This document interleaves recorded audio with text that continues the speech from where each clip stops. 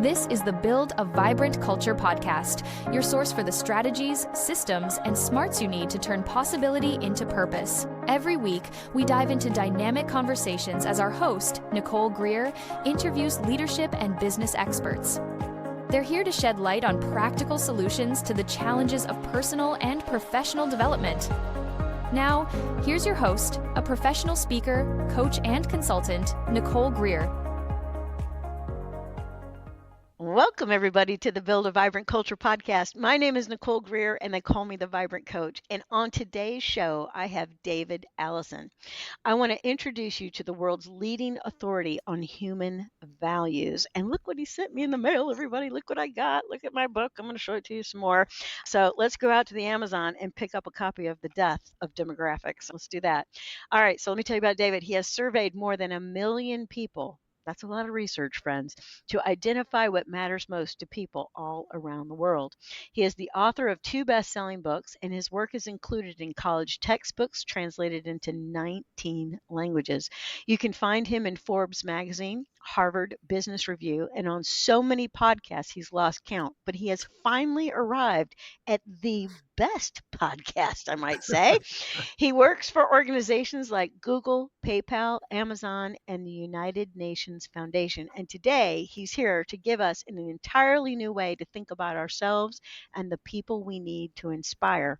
And as organizational development people, training people, people who are in learning development, HR, VPs, folks running teams, we got to figure this out. So let's give a warm welcome to David Allison. How are you? I'm doing great. Just as I was about to take a sip, I'm doing He's great. having hot tea, everybody. He's having a cup of hot tea. Where are you at on the planet, David? I live in Vancouver, the beautiful city of Vancouver, Canada, on the west coast, the best coast.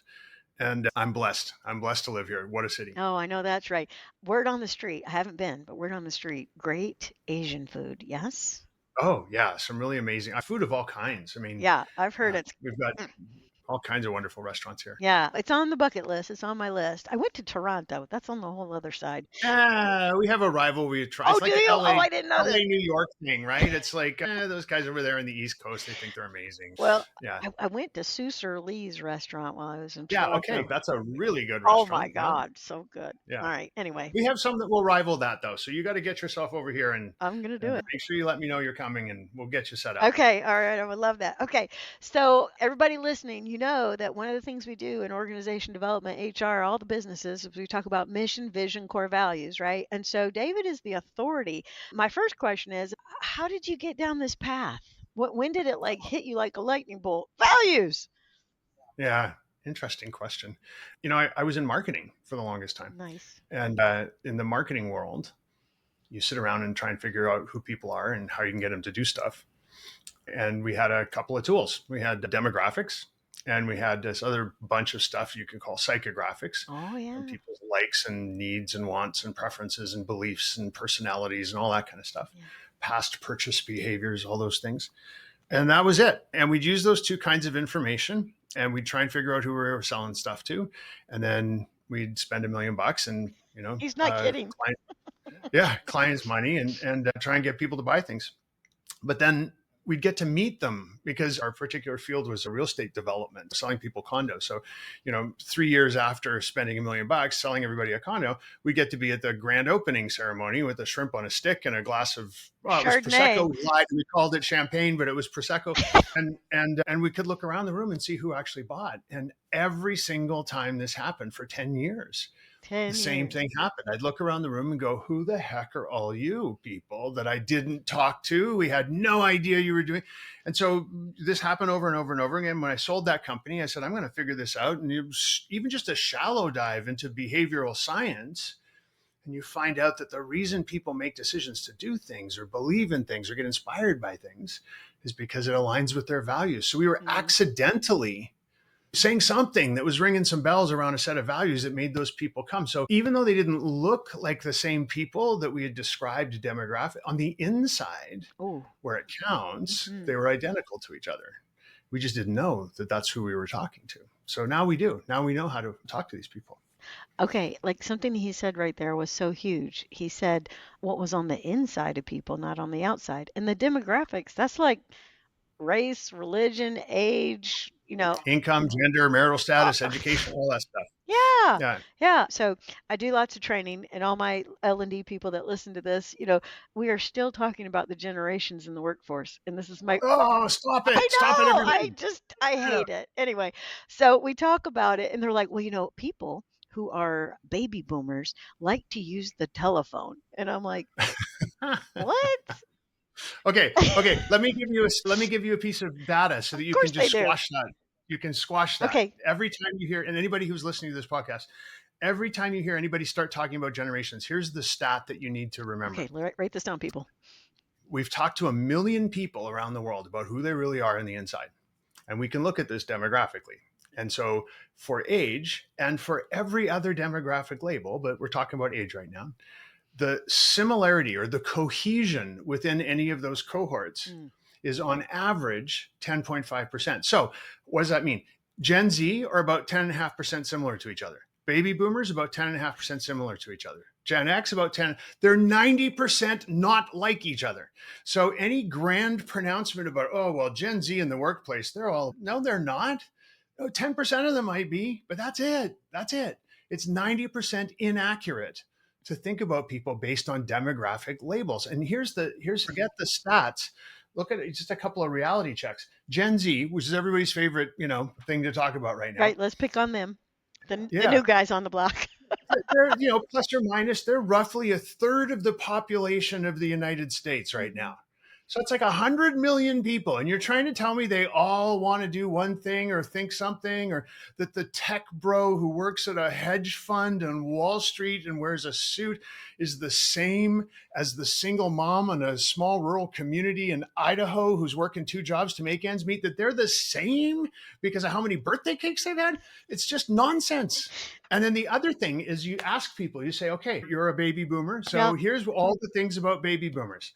Is that you, or are you more like Gen Z? Do you have? I'm more like Gen Z personally. I'm not really a boom. I'm kind of like a boom. I've got I'm a an little X, bit of really. I'm an X. I got some of that, and I got some of this, and nobody will agree that they belong. And so you know what? It's not just you. Nobody fits in any of those categories. You're not the only strange unicorn who doesn't fit into your generation. Nobody fits into their generation. That's right. So we got to stop using that as a way to try and understand people. That was a long-winded rant. Oh, but, it was so good, though. I'm going to put it on social media everywhere. It's going to be awesome. And so don't miss this. David is trying to do what he says in chapter 2, which is disrupt demographics. And don't forget, you may not have seen it. And if you're not on the YouTube, go to the YouTube and you can see me and David talking to each other. The death of demographics, Valuegraphic marketing. Okay.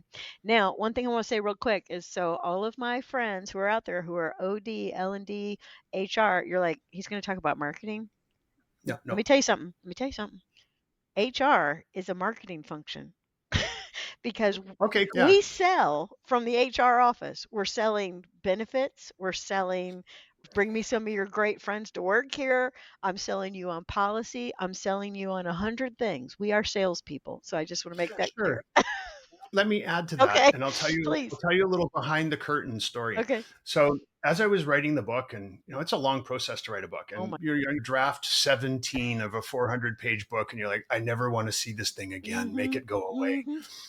And I kind of came to the conclusion at the very end that making this book about marketing was a dumb move, because it's really about people and about how to engage and inspire and motivate people. So I went back to the publisher, literally draft 16 or 17. I was like, what if I just didn't make it about marketing and just made it about people in general so that it applies? And they said, sure, go. Here's what it's going to cost. It's going to take an extra 8 months. You're going to have to and I started looking at revising it. I was like, oh my God, this is so much of a headache. The next book, we're going to make it about everyone. Get it straight. So all my promo materials for that book, when it launched, I said the opening line was, yes, it's called Valuegraphic Marketing for a Values-Driven World, but it's not just about marketing. It's about everything. So I'm glad you picked up on that. Yeah, absolutely. And I'm an old marketing gal too. I mean, the very first thing they had me do is like, that girl has lots of energy. When I was 20, now I'm at 59. You should have seen me when I was 20. They're like, put her in charge of sales and marketing. She's got a lot of energy. That's how I got the job. So, I mean, I was thrown to the wolves with that whole thing. But anyway, all right. Now, chapter 1, you say my biggest mistake. So will you talk about the biggest mistake you ever made in your life? Just share with the whole world now. Okay. I guess this is a kind of apology to all the clients I had when I was marketing, Okay. where I, ran around with my marketing company and took their money and spent it based on what I thought was true about demographic categories, that Right. somehow understanding baby boomers who earned more than $300,000 a year and lived in a single family home in the suburbs, that's all I needed to know. And I would be able to successfully and effectively spend their cash. And, hindsight's 2020, right? Now I'm looking back at that and going, oh my God, I was so misled and so mistaken because we hadn't figured out how value graphics instead of demographics are really the secret to understanding what will engage and inspire and influence people. So yeah, I mean, we did the best we could at the time with the tools we had, but if I had to do it all over again, I certainly wouldn't be thinking about groups of people that I'm trying to connect with and engage and motivate and inspire and influence. I wouldn't be doing that based on demographic stereotypes, because they're wrong. 10.5% correct. That's it. And here's the other thing.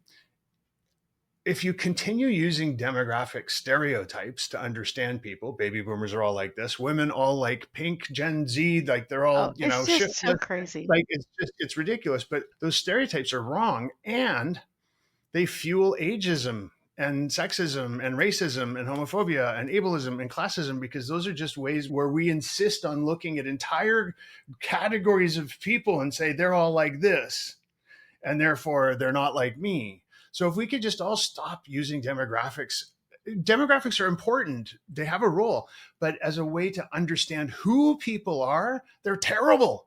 So let's stop using them for that and use them for what they're very, very good for, which is to understand what people are. So what people are, demographics, absolutely. Myself, I'm a 60-year-old male. I make $10 a year. I live in a condo in downtown Vancouver. It's all very cool information. That's what I am. But it has nothing to do with who I am. That's And if right. you put a room full of people who match those demographics, who are exactly like me demographically together, we're not going to be the same as each other. We're going to be as different from each other as night and day.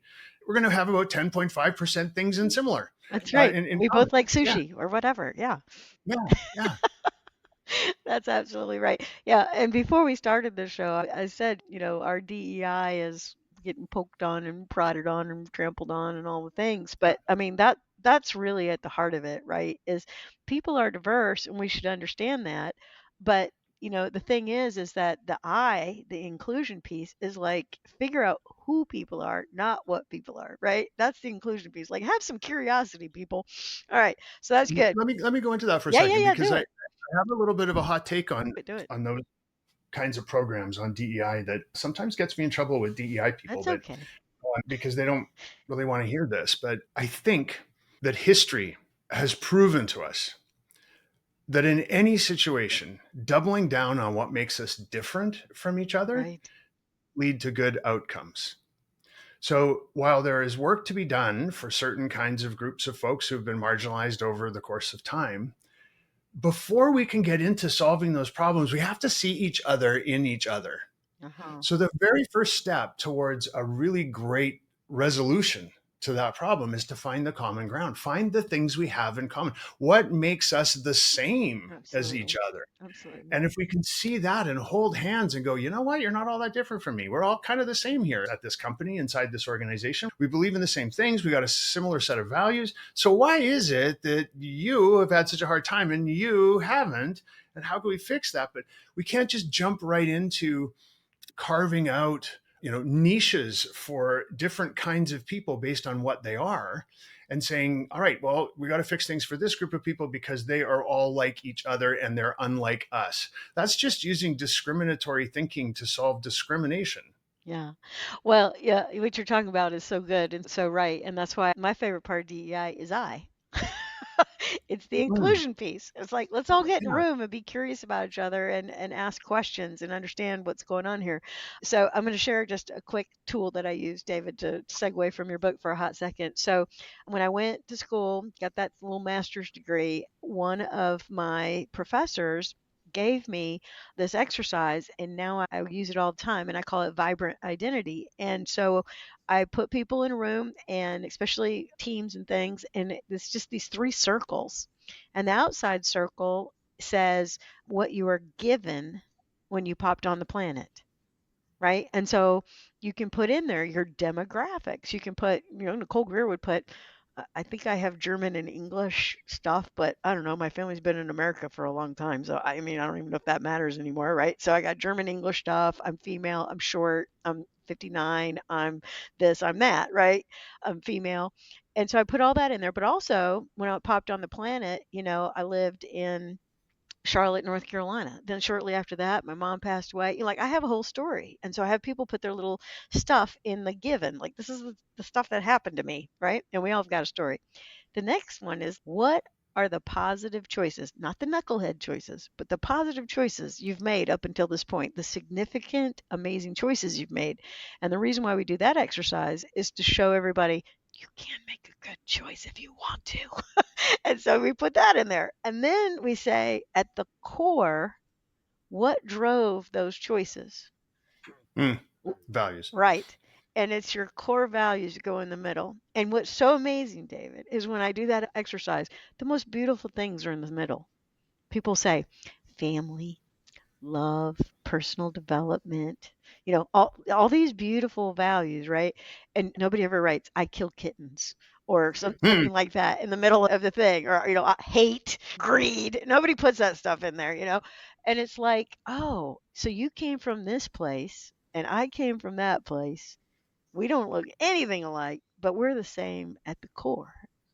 Yeah. And it's so beautiful.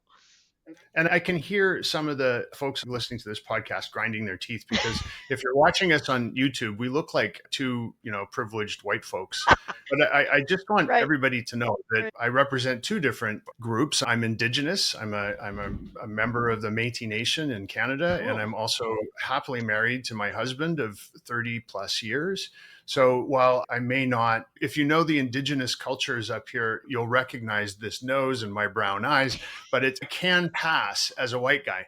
But I have felt some marginalization as a result of who I am. I spent a long time hiding who I am and dealing with intergenerational trauma from my family and from my own upbringing and having to hide who I was and all of these things. So I think it's important to state that when we're having these conversations, because sometimes, like, when someone who looks like you and someone who looks like me sit around talking about what's the right thing to do in the DEI space, people need to know that, well, yeah, things are not always what they seem, I guess, is the point of my message there. Yeah. And that's why we love that circle about what you were given, right? So I'm going to tell one more story real quick, and then I'm going to bring it back to David. So I did that exercise with this group of people at this municipality leadership thing, David, and this guy filled out his form, and he stands up in front of the room, and he is white. He is in his khakis with the perfect pressed mark down the front of his khakis because they've been at the dry cleaner, and he's got on his blue shirt that is starched perfectly, and he's got his belt on with his cute little shoes that are like running shoes but actually look like dress shoes. He's been to the fancy shoe store, and he gets up there and he starts telling us where he comes from, and he says, I was born in a meth house. See, here's the silence. That's how it was in the room. People were like, what? See, you don't know people's stories, right? And so, or what values are triggering them and driving them forward today. Let me just give you a little bit of groundwork here for anybody listening in this conversation about values and why they're so important. There's neurological processes that go on in the human brain that reward you when you do things that are aligned with your values. So in fact, it's the only way your brain knows how to make decisions. I saw something the other day that's something like the average person makes 35,000 decisions a day. Yeah. Little ones and big ones, right? And some of the more tiny ones, you're not even aware of what's happening. But the only way your brain knows how to decide anything is by comparing it against your values and saying, this one's more aligned with my values. And if you make the right call and you do the thing that's aligned with your values, you feel good. You get a little dopamine. That's right. Your brain goes, in some good chemicals. Yes. Right? And then if you do something that's dumb and it's not aligned with your values, like take a job that wasn't a good fit for you, you feel anxious. That's your brain saying, that was stupid. You did not make the right choice. I'm going to make you feel anxious and stressed out and afraid, and you're going to hate things until you get yourself back in order there, mister, Right. and figure out how to get more in alignment with your values so you start getting your dopamine again.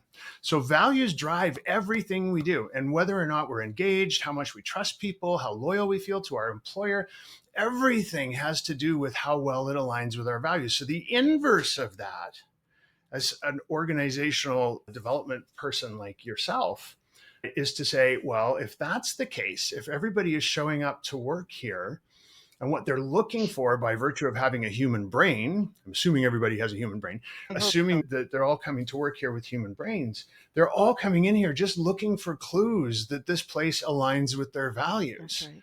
So figure out what those values are, and then structure everything in the organization in a way you can to give them more of whatever it is matters most to them. What matters most is their values. So figure out what their values are and then give them more of that. And you're going to see, we map 4 metrics we call return on values, ROV. Okay. Write this down, everybody. ROV. ROV, on average, you'll see engagement go up by 40%. You'll see trust go up by 20%, loyalty go up by 20%. And the last metric that we can measure, we call it financial elasticity. It's 12%. And what that means in a workplace culture setting is people will say no to a competitive job offer that pays 12% more if they are convinced that this is the place where they are now that aligns with their values. They will take 12% less in terms of a compensation package to be in a place that feels like the right fit. You know, and that's the dopamine at work. That's the dopamine at work. Before I had my own marketing company, I worked for other people. And one of my clients I looked after back in the day was General Motors. Mm-hmm. And I used to hang around on the sales floor with the General Motors dealers sometimes and just talk to the sales guys. And they would tell me that, the good ones would tell me this anyway, that somebody sits behind the wheel of a car that they're considering buying, that they could tell within 10 seconds if that person was going to buy that car or not. Mm. And it was all based on, if you're just listening to this, it's going to be a little harder for me to describe this, but if you're watching this on YouTube, come to the YouTube, people. You know, they would sit behind the wheel and they would just get this smile on their face and they'd be like, yeah, you know, inside their head, they're going, yeah, this is my car. This one fits me. That's this right. One is aligned. Right. So what was happening there is that they were aligned with their values, right? So the sales guy would watch their face. And if they were sitting there and smiling and kind of like nodding and being like, yep, then they'd start asking questions about, you know, gas mileage and drivetrain warranty and all that. Absolutely nothing. It's a cover. Yeah. It's 10 seconds. In 10 seconds, they could say, yeah, that one, this human brain has just found values alignment and is getting their dopamine feed right now. That's right. So imagine if you could do that inside a workplace. If you could make everybody feel within 10 seconds of walking in that this is the place for them. And they may not even be able to tell you why. If you've done the job properly and embedded values throughout the organization, people will just be like, I'm never leaving this place. This is amazing. I love coming to work here. That's the promise. That's where we can get to, right? And I believe everything that David just said is absolutely the truth. I mean, I worked in places where I couldn't get out fast enough. Yep. I was like, oh, I think I should stay 6 months for my resume. But as soon as that 6 months is up, I'm out of here. We've all had that job. We've all had that job. Yeah. And then, you know, like I stayed with this company called Summit Properties. I was there for 9 years. Yeah. Because it felt right. And it was a fit. And my number one personal core value is personal development. And that's kind of you're in the right job then, aren't you? I am. And yeah. I do it for myself and I do it for the world. That's my mission field, right? And at Summit Properties, like within the first 2 days, they're like, what will be your next position? I was like, what? Well, you're gonna start as a leasing agent, but what do you want to do next? I was like, I just got here. And they're like, I know, but we got to get you on a career path. I was like, oh, I love it here. These are my people. I'm finally in the right place. You know? So It really, really matters. Are you ready to build your vibrant culture? Bring Nicole Greer to speak to your leadership team, conference, or organization to help them with their strategies, systems, and smarts to increase clarity, accountability, energy, and results. Your organization will get lit from within. Email her at nicole@vibrantculture.com and be sure to check out Nicole's TEDx talk at vibrantculture.com. Okay, chapter 3, you talk about the three-legged stool of audience insights. It's not a very long chapter. What are the three legs? I have one more thing to say before we go there. Okay, go ahead, So go ahead, go ahead. I'm going to redirect All here right, for a moment. redirect me. Go ahead. I also know that many people listening are probably a little confused about the values of the company versus the values of the people who work at the company. Oh, okay. You want to tease that out? Go ahead. Yeah, I mean, because every company says they know, here's our values, and they have them on the wall behind the receptionist. And the CEO has signed off and said, yep, those are our values. And I'll tell you what they are. I'm going to guess like 99% of them. Integrity. Collaboration. Yeah, integrity, Excellent. Excellent, being a good steward of the shareholders' resources, all of those sorts of things. Right. And those are good. Those are good. But I don't like calling those values. Those are guiding principles. It's basically the playbook for how we want you to behave when you come to work here. Yeah. Amazing. But that's not the values work that needs to be done. The values work that needs to be done is to understand the values of the people who show up and then show them how their values as humans connect to the corporate values. So let's say one of the corporate values is creativity. I don't know. Like that one. Let's say one of the values that over indexes for this particular workforce is something like personal growth. I say, okay, cool. So the way you need to message around this is to say, here's why behaving in a creative way when you come to work here is going to be good for your personal growth. And then suddenly people will be like, oh, I get it. Yeah, I'm totally going to behave that way because this is the value I want to see get boosted in my system. So I just think it's really important to just definition of terms. We're not here talking today about institutional values or guiding principles. We're talking about the core human values of the people who come to work inside one of those places. And now you want me to talk about the three-legged stool. Yeah. Well, can we go where you went for just a second? So Yeah. I do have a question about that because, I oftentimes get asked to help people put, core values into play, that kind of thing, and the institutional level. And so tell me if we're doing this the right way. But one of the things I tell leaders in order to build a vibrant culture, it's like, well, first of all, I have to define what do you want a day in the life to be like around here? How are the people behaving? What are they doing? And how are they feeling in the workplace? And what is it that you're trying to accomplish? So we have a whole conversation, and it is about, vision, mission, and that kind of thing. Now, I have had people tell me, we've come up with our core values, help us get them instilled, right? So I have one client, and one of his core values, which I love, is I'm going to use a bad word, everybody, so cover your ears. Get done. That was one of the ones he picked. Okay. Now he picked this core value, which I'm hearing you, it's a guiding principle, but he said, I have a huge sense of urgency as the CEO. I want people to have a pep in their step, and the work that they do is for very high-end clients that want stuff done yesterday. And so if you don't have this kind of value of having a sense of urgency, it's going to be hard for you to be here. So what do you think about what I just shared? Poke a hole in it, poke on it. Tell us what we need to do with that whole scenario. What do we do with that, David?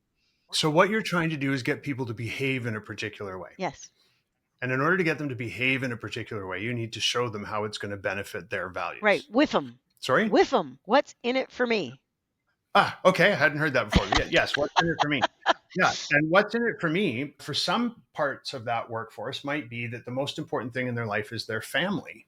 Yeah. And so you have to show them how, if you show up here and have that pep in your step and just get done, you're going to get a performance bonus that's based on extra days off to spend with your family and a $250 a day allowance while you're away to do great stuff with your family and take them to the theme park and all that kind of thing. Yeah. Now, for another person inside that organization who doesn't give a damn about family, and there are a lot of them. In fact, on my values list, family doesn't show up. Friendship for me shows up where family does for many other people. Right. But you might have someone else in there whose primary value in life is ambition. And what they want to know is, how is changing my behavior to behave in the way you want me to behave here at work? How is it going to fuel my ambition? How am I going to get to be the vice president? How am I going to end up being vested in shares here? How am I going to end up getting that end of year bonus that's big enough for me to get a boat? That's how they're going to want it. Now, the other folks are like, it's more about hanging out with my family. So I'm not going to work that hard because getting a boat and an end of year bonus to me is just not that big of a deal. But oh my gosh, you're going to give me an extra week off and give me money to go and do things with my family during summer vacation when my kids are off school. I will work my ass off for that. That means more to me than, and then the boat guy is like, I don't give a about that. So you have to understand what's driving different people to get to that behavior. So it's not that people who come in and aren't don't have a pep in their step and aren't getting done. It's not that they're necessarily a bad fit. It's they just haven't been shown how it's going to benefit what matters to them. Right. And as soon as you do that, you unlock it and watch what happens next, because you've just promised them that, my tagline is what matters most. As soon as you find out what matters most to people, they're going to behave in ways that gives them more of that. That's right. That's right. That's so good. What matters most. Did you write that down, everybody? All right. So I had a gal on here, Stacy Edgar, but she has a company that is a benefits company, and she is promoting this idea that is so genius, David, where you give people a menu and they get to pick their benefits package. Yeah. Why not? Right. It's not like everybody gets this. You're like, when you're 22, you don't need insurance for your family because you don't have one. And, when you're 40, you want this. And and so she's just so genius. And so anyway, what matters most to people? It's huge. Okay. Now we can go to the three. No. Let's talk about that for a moment, because I do think that's a really great idea. It's so good. But refine it further. Okay. Because you can't offer an unlimited number of options. Oh, no, of course You're going not. to have like 4 options, 5 options, something like that. But if you could figure out that there's 4 to 5 kinds of people inside your organization that are driven by 4 or 5 different sets of values, and you've got a different benefits package for each one of those different kinds of, the ambition guy who wants the boat has got one benefits package, the family person who wants it. But, there's 56 values that we've discovered from talking to 1 million people. So which ones are in play at any given organization will be important to pin down, so that the 5 things you come up with aren't just what you think is interesting. It's what matters most to the people who are inside the organization. Yeah. Well, her one example was for like the 22-year-old person. It's like they want to go to yoga. They want to have Reiki. That's stereotyping, but they want to try different wellness things. And so it's like, well, they want an HSA. They want to put. But maybe there's boomers who want that too. Right. And maybe, right. But yeah, that was her example. But I just thought, wow, that's exactly what I would have wanted when I was younger. I would, because I don't have a bad knee. You know what I mean? I don't, but I might after I play soccer this weekend. I might. We never know. Yeah. Okay. So I don't know. I just think it's really interesting that we get more creative like this and get to what matters most. I love your little tagline. Okay. All right. Should we talk about the 3 legs or not? Yeah, the 3 legs is cool. Okay. We'll get. You and I are dangerous. We're having fun though. That's important. Yeah. At least that's one of my values, having fun. So the 3-legged stool it's an important construct to understand, but it's not super interesting. So I'll just skim over this quickly. Give it to us quick. There's 3 things you need to understand if you're really, truly going to understand a group of people. You need to know their demographics, because we can't be all things to all people. And it might be, for example, that whoever it is you're trying to engage and motivate and inspire, they are all women. And so that should have some bearing on how you move forward with the things you're going to do. But that's just what they are. It's not who they are on the inside. Second thing is psychographics. That's the second leg of the stool. Psychographics are all that stuff we already know from our database about people and their purchase behavior, or how long they've worked at the company, what benefits package they chose, and how fast they've moved on, and all that, what training, blah, blah, blah, all that kind of stuff that we know about a group of people. But the thing about that information is it's also got a fatal flaw, which is that it all comes from the past, because we know it. Even if it's something that you put into the system an hour ago, it's still historical data. And what we're all trying to do is engage, inspire, and motivate people around the things that we want them to do next in the future. So if we're using only historical data and demographics to understand people, it's like driving a car looking in the rearview mirror. Like you might get there at some point, but you're going to hit a telephone pole and go into the ditch. To look out the front of the car and understand how people are going to behave next, you need to know what they value, because our brains reward us for choosing things that align with our values. You get your dopamine hit, et cetera, et cetera, et cetera. So the third leg of the stool is valuegraphics. You do demographics to describe what people are, psychographics to tell you what they've done so far, and then valuegraphics to tell you how to engage and influence what they do next. Oh, I think the stool is very important. It's a 3-legged stool. Did I get it right? Yeah, the formal name is the 3-legged stool of audience insights. But yes, I like it. Everybody get a 3-legged stool and write those down the legs. I think that's really important to understand all that. Okay, and we are in marketing. Everybody's in marketing. We're all in sales. Okay, yeah. All right, so there's that. Now, a whole big part of the book, which I think is fantastic, is that you have the value graphics of all the different regions of the world. So just at a high level, Tell us about maybe some of the things that you found, or, why did you go to all that trouble? The world is a global economy, global market. So talk about that a minute. Yeah.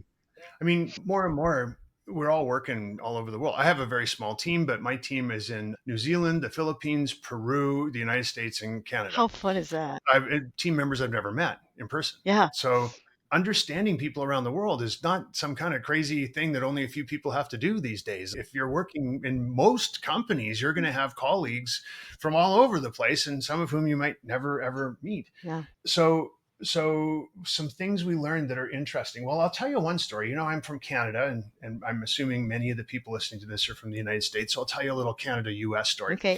Because that's kind of a thing that's in the news right now, right? Canada and US relationship is a little frayed around the edges. Sorry about that. So here's one reason why. If we look at the top two values for Canada versus the United States, it's the same two values, but they're flipped. So in the United States, the number one most important value is belonging, followed by family. And in Canada, it's family, followed by belonging. So here in Canada, we're sitting and watching what's going on with the political divisions in the United States. And we see there's this intense sense of belonging to one side or the other. That's right. I'm red or blue. Right.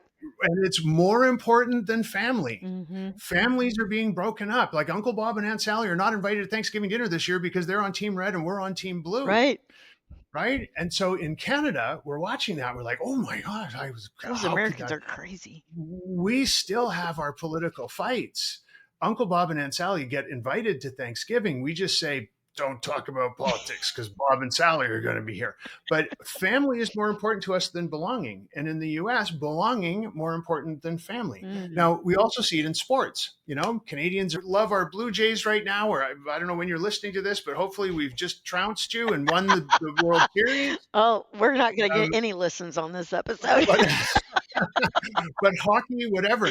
But nothing compares to the fanaticism around baseball in the United States and football and tailgating parties. And tell me. Everything grinds to a halt on Sunday afternoon, because that's when the football games are on, and following your college team and the belongingness in the US is off the charts. The desire to find more ways to feel like I belong to something larger than myself. Right, my tribe. Is enormous. Mm-hmm. In Canada, it's still big, but family is more important. So it's, I'm not sure if this happens when Americans come to visit Canada, but I travel into the States a lot for work. And as soon as I step off a plane in an airport somewhere in the US, I know I'm not in Canada anymore. And it's nothing to do with the way people are speaking or it's just kind of, there's a slightly different set of values, and you can see it in the way people interact with each other, the way store signs are set up, the way everything, all these cues are coming into my brain that says, this isn't home. And I know from some of my American friends, when they come up here, they feel like Canada's another place. And they can't tell me exactly why. The money's different and whatever. We've got our stereotypes, but apparently we say a lot and all that stuff. But you can just feel it in your bones that this is not the country I'm from. And so that's what's going on with workplace culture. You walk into a place and you can feel it in your bones, all the little signals and cues that this is a place where I fit in and I feel like this is where I belong, versus this isn't the right spot. When else it comes out is parties. We're recording this in October, Christmas parties and Thanksgiving parties are around the corner. Yeah. Somebody invites you over to a house party. You walk into a house party and you pretty much instantly know whether you're going to hang out there or whether you're going to just say, quick you're hi like, to the I'm having Prosecco and I'm out. Yeah, I'm going to say a quick hello, and then this isn't my vibe. That's a party that doesn't match your values. And you walk into another party and you're like, I'm going to just settle in here and hang out for the whole night. This is great. Right. I like what's going on here. Right. So think about workplace culture in the same way. You got to try and figure out, how do you make that first scenario not happen? And the second scenario is what you want to have happen. Right? That's right. That's so good. I'm going to use that party thing. Thank you, David. I'm taking it and putting it in my pocket. Oh, I love that. Okay. All right. So you got to read chapters 7 through 18 on your own. Sorry about that. Okay. Now we get into part 4, which is DIY Valuegraphics Toolkit. Are you giving people a do-it-yourself Valuegraphics Toolkit? What are you doing? Yeah. It's kind of weird. I'm a research company and I make money by companies coming to me and saying, help me understand my workforce, but Yeah, not they'll still everybody can need you. afford it. They'll still need you. Yeah. And so what we've put in the book is kind of a rough and ready version of the accurate version that we do at the company. Very nice. It's a series of questions, 15 questions. Use it with your workforce, and it will point you to one of the 15 chapters that follow that say, depending on how people answer these 15 questions, it'll say, okay, most of your people fit into this category. Now, here's the flaw with it.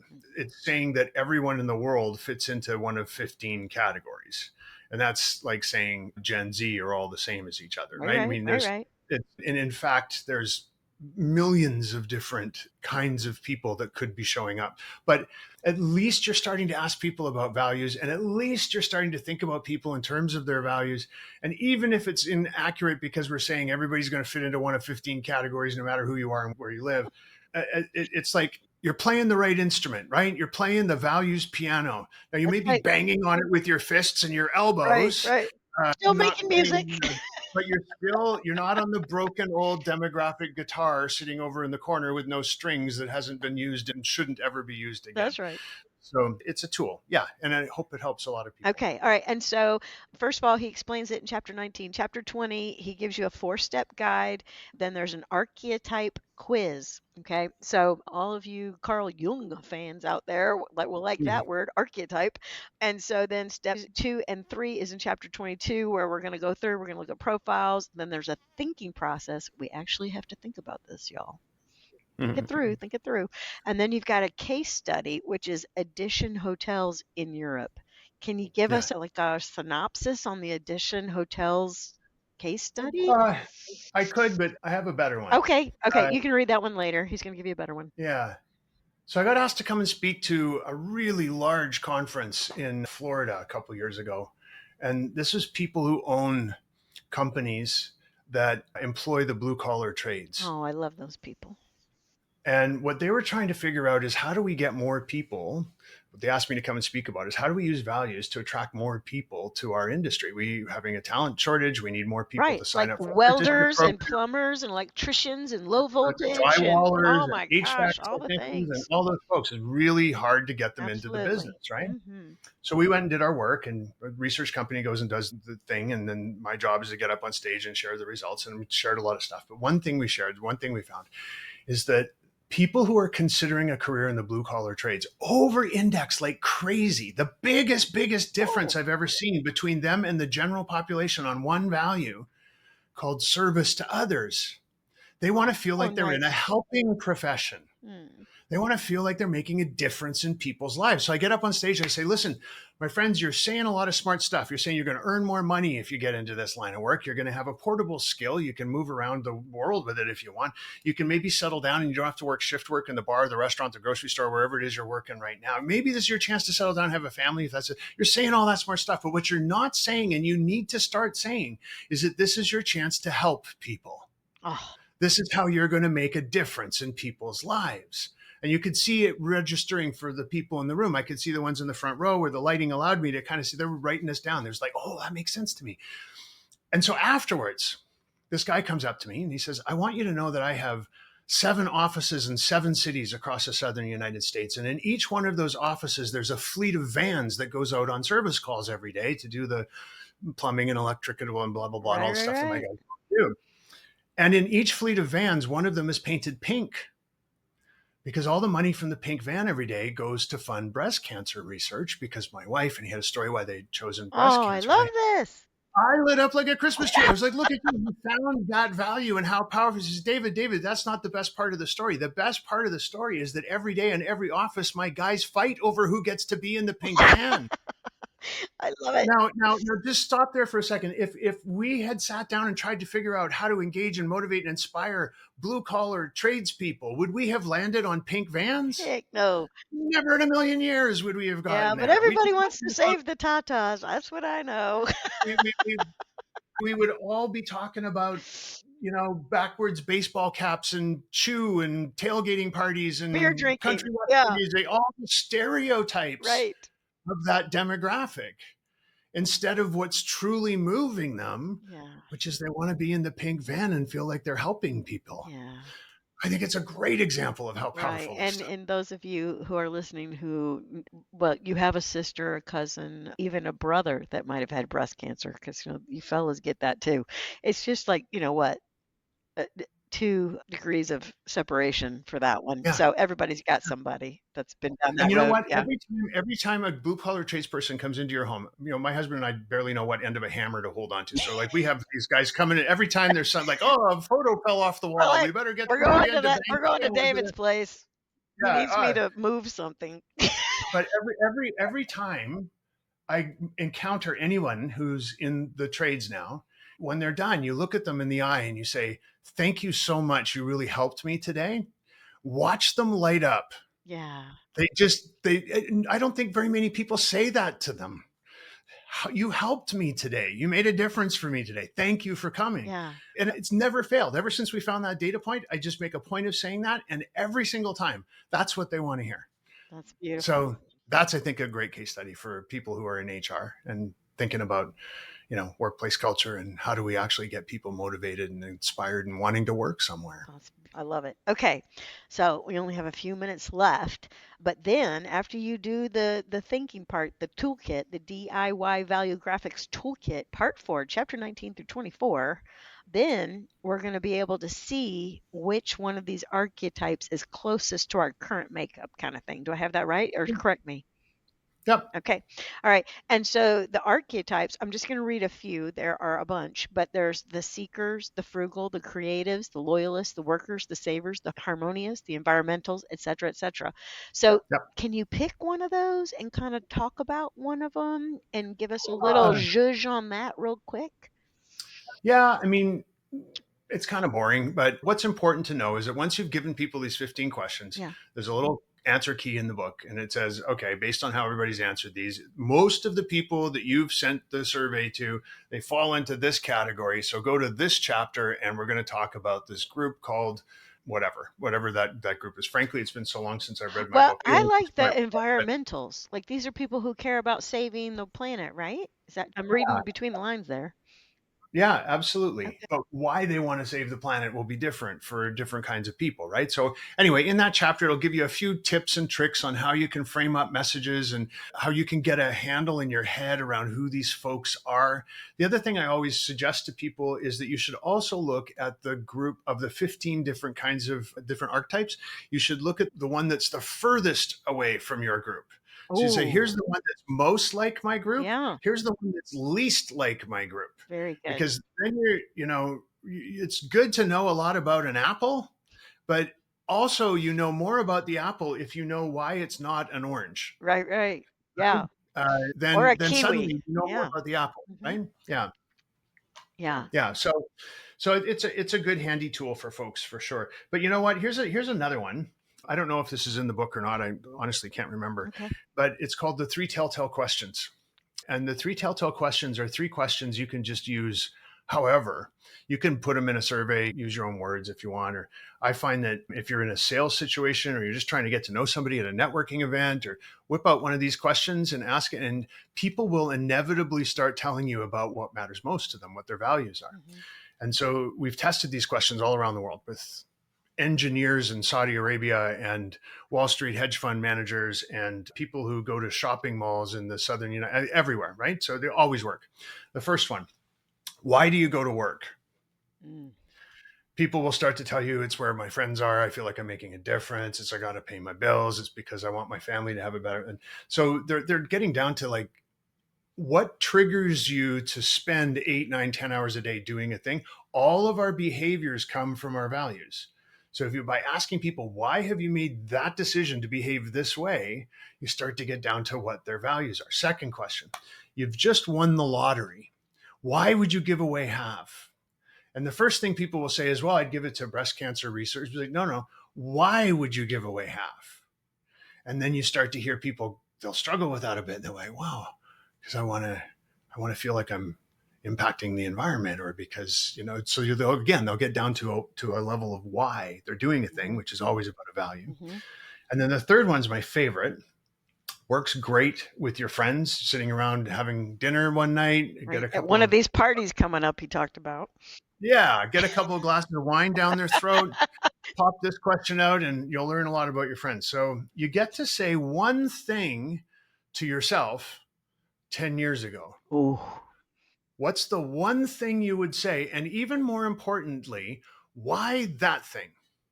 So there's always a smart ass in the room who says, "Oh, buy Google stocks." Say, okay, great, you're hilarious. But really, what's the one piece of advice you'd give yourself from 10 years ago? And why that thing? Mm-hmm. And let people talk about that for a while. And they're going to end up telling you what truly matters, what matters most to them. The one thing they'd like to send back in time so that they would know back then. So those three questions: why do you go to work? You won the lottery. Why would you give away half? And what would you say to yourself from 10 years ago and why? Mm-hmm. You ask people those questions and listen to them, because everyone's going to have a different way of saying it. But if Yes. you're listening for values, you're going to end up hearing what's really driving people and what matters most to them. Yeah. And don't miss this, HR recruiter people listening in. Those are great interview questions. Oh, amazing interview questions. Oh, and Don't miss that. Here's the thing you can use. If you go to we have two websites. There's the research company, Valuegraphics.com, but there's a David Allison Inc.com is my speaking website. Okay. And on the speaking website, there's a resources page. And on the resources page, there's a document that just simply gives you the 56 values. So if you download that, then you got a list in front of you. And if you're going to use it in an HR setting, Mm-hmm. you can just be comparing and saying, oh, listen to what that guy's saying. Because we don't all know what the values are. We all think we know, and we like making up words that we think are values. We don't know nothing. We got to study. Yeah. It's one of the things that makes me excited about our contribution to this whole thing is that there's now a proven taxonomy and nomenclature for values. Mm. Because imagine any other field of study, medicine, for example, where you all got to just make up words for whatever the heck you want. And doctors called diseases all different things and had different names for bones in their body. And like you'd never move forward, right? So based on 1 million people, we've figured out these are the 56 values. So if it's not on this list, it's not a value. You can use a slightly different word for some of these values, but one of them is happiness. If you'd rather say joy, that's cool. But these are the values. Yeah. So using this as the list, I hope helps turn this whole conversation about values into something that isn't just business poetry anymore. And instead it's a science. Yeah. Let's do science. And then let's do the art of building a vibrant culture around the science. Let's do that. Yeah. All right. So everybody, you got to go get the book. Okay. The Death of Demographics. It's by David Allison. It's a workbook. I mean, you're like, you want me to read that, Nicole? I'm like, yes, I want you to read this. It's a workbook. This is a book that doesn't go like on the shelf and you never touch it again. Like you're going to use this your whole career, right? Figuring out what drives people, what they value. All right, David, you just kind of told us how to find you, but tell us one more time. Okay, cool. But the book, if you do want to buy the book, it's on Amazon. I think I make like $1 for everyone. Like, so if you all buy one, I'm going to have enough for He needs a coffee. So the point of it is it's meant to be a useful, helpful guide and tool. Oh, it is. It's a tool. It's a toolkit, y'all. And the best compliments I get is when people come back to me after reading it and saying, I actually enjoyed reading. It was fun. It was a fun read, because I think the world has enough boring business books, right? And it's a book about data. So I worked really hard to make sure it was a fun book, because you just it's a book about data. I'm not reading that. It sounds like the worst thing in the world. It's going to put me to sleep. So hopefully you find that it's fun and it's useful. So how do you reach me? www.valuegraphics.com is the research firm. Okay. Work with all kinds of companies, large and small, help them understand what are empirically, with more accuracy than you need for a PhD, what are the values of the people that you are trying to engage and motivate and inspire. And then my speaking career is davidallisoninc.com. And I get up on stage, and for each keynote, we do a little study and find out, okay, my audience wants to understand how to, motivate their employees. So I'm going to get up on stage and I'm going to share what we found from that research and help people understand how to use it. So either way is cool. And if you're looking for me on social media, we have a YouTube channel, which has actually a lot of really good sort of learning on demand stuff that you'd find at David Allison Inc. I'm most active on LinkedIn. I've got an Instagram feed, but it's not my focus. You're welcome. Yeah. All the people listening, we're LinkedIners.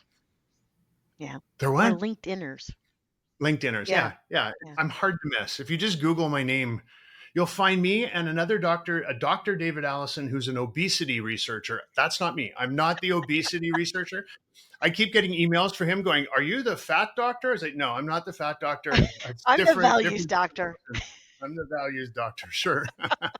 All right, everybody, do me a favor. It takes a hot second. Will you go wherever the thumbs up button is and just click it real quick? It takes a hot second, literally. And then will you leave a love note for David? Say, "Dear Values Dr. David, thank you for your time and energy. It was fantastic. I'm buying the book. I hope you have a nice coffee with the dollar." And then do the work. None of this Yeah. stuff matters if we don't do it. So, like, And get the book and if you find some do folks it, to help you. and if you do, send me a note and Yeah. say, I did this and it worked, or I'm confused, or talk to me, like ask me questions. All I'm right. very easy to find. Reach out. Yeah, very good. All right, everybody. It's been another episode of the Build a Vibrant Culture podcast. Come back next week. We'll have another one. David, I'm grateful for you. Thank you. Thank you for joining us on this episode of the Build a Vibrant Culture podcast. If you found value in today's episode, please take a moment to leave us a review on your favorite podcast platform. Your feedback helps us improve and reach more like-minded listeners. Remember, the journey to building a vibrant culture never stops. Stay inspired, keep nurturing your vibrant culture, and we can't wait to reconnect with you on the next exciting episode of the Build a Vibrant Culture podcast.